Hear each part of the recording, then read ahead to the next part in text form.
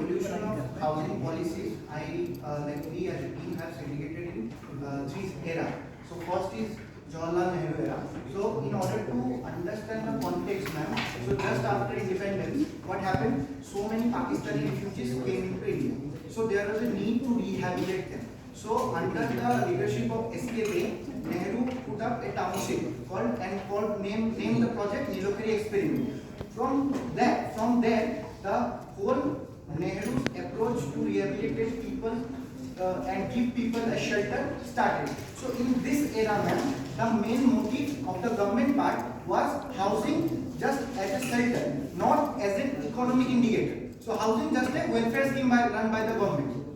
So we can see that in 1952 he started subsidized housing scheme for industrial workers and economically weaker section. This also got influenced by the Nilokari experiment because that township was designed in such a way that you have a skill, that person have another skill, so transfer the skills and transfer the goods. So there was a dignified job, and the main motto was, if you do not work, you will not eat. In that manner, they started acquiring people into the industrial sector, and they started rehabilitating people with their own dignity. And then when low housing scheme came, and also at that time income groups were segregated: lower income group, middle income group, higher income group. But that was not that much formalized. That was an initial step. So next, Indira Gandhi era. So ma'am, in order to understand Indira Gandhi's approach, again the same crisis. What happened in 1970, 1971? The Bangladesh liberation movement was there. Also, what happened later that year? Battle of Longewala between India and Pakistan. So there was again very much refugee crisis appeared before us. Also that time the representatives of the United Nations came and asked Indira Gandhi, what are you doing to send back the refugees back to where they came from? Then she said that we cannot send them back because in large numbers they are already coming every day. So in order to rehabilitate them, the whole approach of Indira Gandhi was, first Housing and Urban Development Corporation was established to overlook all the housing schemes pursued at that point of time by the government of India, ma'am. Then special finance was created, named Housing Development Finance Corporation, SDFC, ma'am. Then sites and services scheme, like all the industrial area and nearby those industrial places, some slums were developed in order to rehabilitate the poor and weaker workers. Then ma'am, urban basic services schemes were there because at that point of time also urban poors are neglected. Did you say slums were developed? No, not slums, like a colony kind of. Because one industry, so that they can easily come into the industrial place. Next. So ma'am, post liberalization, because after Indira Gandhi stepped off, and then who came into power, Narasimha Rao, he liberalized the economy, and now in this era, started from 1990, what we got in 1993, we got 73rd and 74th Amendment of Constitution.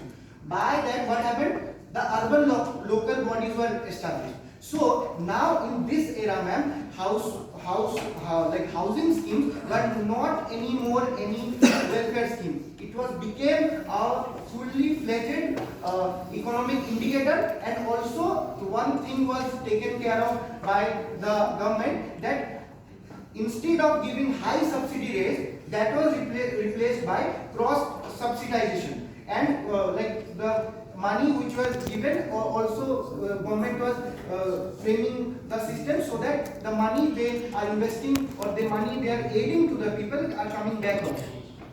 Next.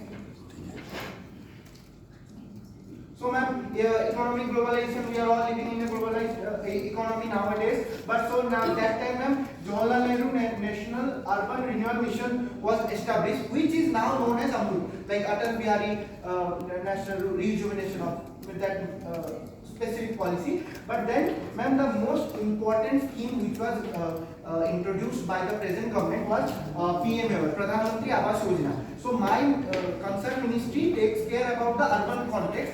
Now, what was there initially when it was introduced? What was their target, ma'am? Everyone will have household by 2022. But we are here in 2023. We know for a fact that is not delivered. So we can talk about so many shortcomings and so many gaps are around there. And as I told ma'am, Atal Mission for Rejuvenation and Urban Transformation was renamed version of this. So ma'am, these are the major schemes by the Ministry of Housing and Urban Affairs.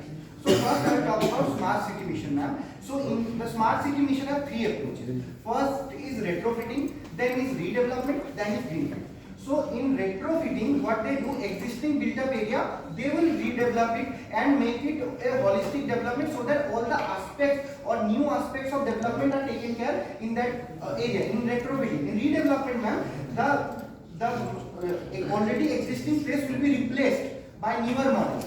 And in greenfield, man, apart from the retrofitting and redevelopment, expansion will be there with so many greeneries. So the environment aspect was also taken care of. So first in retrofitting aspect, whichever cities are selected, like 100 cities are selected initially.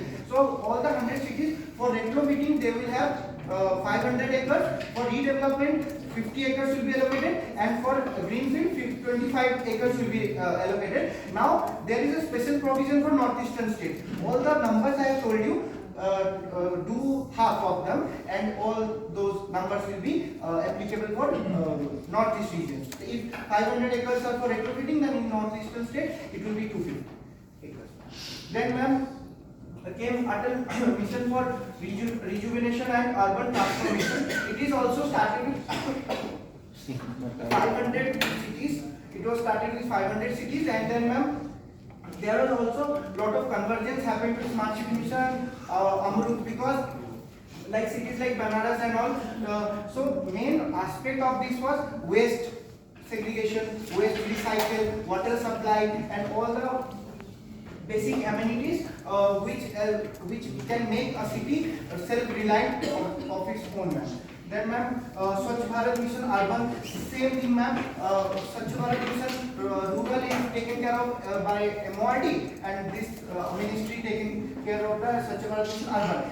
Here also the claims were we will make all the urban places open defecation free. Still there are shortcomings. Also by 2040 this mission have a target to make garbage free city. Garbage free city tax will be given to minimum 1,000 cities. That is the target of this mission. Now ma'am, National Heritage City Development and Augmentation Yojana is there, which is also started with initially 12 not 12 cities, I guess 12 cities, all like Varanasi, Ajmer, and all cities with cultural heritage value.